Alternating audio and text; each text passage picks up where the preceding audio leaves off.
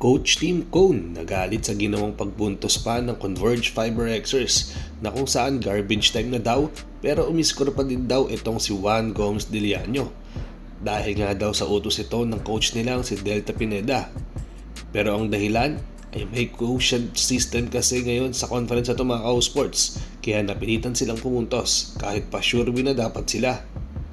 At standing nga ngayon ng Barangay Ginebra ay 2-4. Nanganganib na nga sila na ma-eliminate kung magtuloy-tuloy nga ang pagkatalo nila. Laban nga ito ng Converge Fiber Xers at Barangay Ginebra na kung saan pang-anim na laro na nga ito sa conference na ito. Unang puntos nga dito ng Converge ay galing nga dito sa pag-pick up sa rebound ni Kevin Racal sa tira nga dito ni Justin Baltasar na kung saan sumabli nga sa 3-point shot. Maganda nga rin ang ball movement dito ng Fiber Xers dahil nga sa tulong nga ni Deliano na kahit anong pukol niya nga dito sa first quarter ay pumapasok lalong-lalo na sa 3-point shot. Pero mabuti na nga lang dahil nga sa fast break play na ginawa dito ng Barangay Ginebra, naka-score nga itong si Troy Rosario na nanggaling nga dito kay Stephen Holt na pasa. Kaso yun nga lang, tinitake advantage nga rin dito ng Converge na kung saan meron nga silang big man na maganda nga ang footwork na pinapakita sa loob ng court. Ang nangyari kasi mga Macau Sports, pinipilit nilang mailabas nga or mapunta sa outside itong si Japit Aguilar. Tapos kapag nandiyan naman si Arana ay bigla naman nga itong i-hold yung ilalim nang saan na ginagawa nga. Tapos i-drop pass na nga lang sa kanya. So easy points na nga lang yan para sa kanya mga Macau Sports. Yan nga ang kagandahan dito sa Converge mga Macau Sports. Dahil young guns nga sila, so sobrang aggressive nga ng mga players sila at puro fast break ang ginagawa nila. Knowing na malakas nga talaga sila pagdating nga sa offensive points dahil nandiyan nga itong sila Gomes Diliano at nakakaalalay niya nga rin itong si Winston pagdating nga sa wing. Pagpasok ng second quarter mga Macau Sports, may ginawa pang highlight itong si Alex Stockton dahil nga sa isang fast break play ay may pinasabit pa nga siya na player dito ng Barangay Ginebra at end one opportunity nga ito para sa kanya. Yun nga yung sinasabi ko kanina mga Macau Sports, run and gun play nga ang ginagawa dito ng Fiber Xers. Kaya nga medyo nahihirapan nga dito ang Ginebra knowing na magaling nga sila sa defensive yung tipong sa half court pero pagdating sa fast break ay medyo hirap nga din ang Barangay Ginebra. Umabot na nga ng double digit ang kalamangan dito ng Converge dahil nga sa sunod-sunod na basket ng ginagawa nila. At dito nga nahirapan ng Ginebra dahil tila wala nga silang makitang solusyon dito sa first half kung paano mapipigilan yung run na ginagawa din ng Fiber Xers.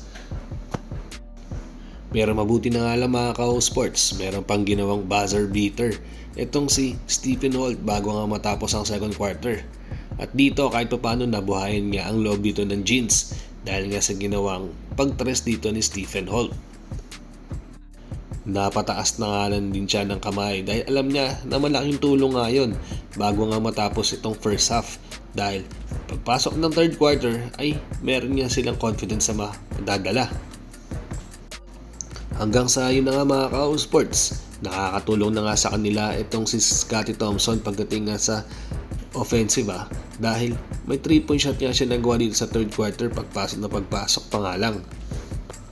Pero yun nga, nagpatuloy yung magandang pinapakita dito ni Deliano dahil may ginawa pa nga siyang highlight dito at iniwan nga yung dalawang player na parang bula nga lang tapos sabay floater.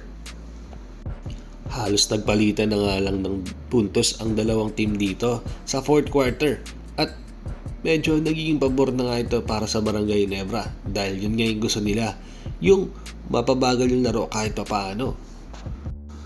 Ang naging dagger points nga dito ng Converge ay yung one-hander floater na ginawa dito ng Deliano. Diyan na nga natapos kahit pa paano yung laro at feeling ko nawala na rin ng gana dito ng Ginebra dahil nga sa ginawang yun at napabalik nga sa double digit ang kalamangan nila dito. Hanggang sa yun nga mga Macau Sports, last second ng laro akala ng karamihan ay hindi na nga ititira ni Deliano yung tira. Hanggang sa yun na nga nagbigay daw ng instruction itong si Governor Delta Pineda na ituloy nga raw at i-drive nga raw ni Deliano hanggang sa pumasok nga yung layup niya. Makikipagkamay na nga sana itong si Coach Tim.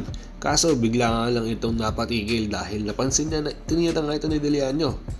Hanggang sa ayun nga mga ka-sports, galit na galit nga papunta dito sa halfway itong si Coach Tim dahil ay pagtalo pa nga siya dito kay Coach Delta Pineda sa kung ano ang ginawa niya.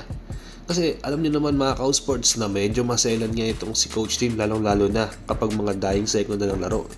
Madalas ay hindi na nga niya tinitira talaga yan lalong-lalo na yan nga instruction niya sa mga players niya. Tapos biglang ganun na nga lang mga ka-sports pag sa kalaban niya biglang ititira, magagalit talaga yan. Nagpaliwanag naman itong si Delta Pineda mga ka-sports na meron nga tayong quotient system na sinusunod.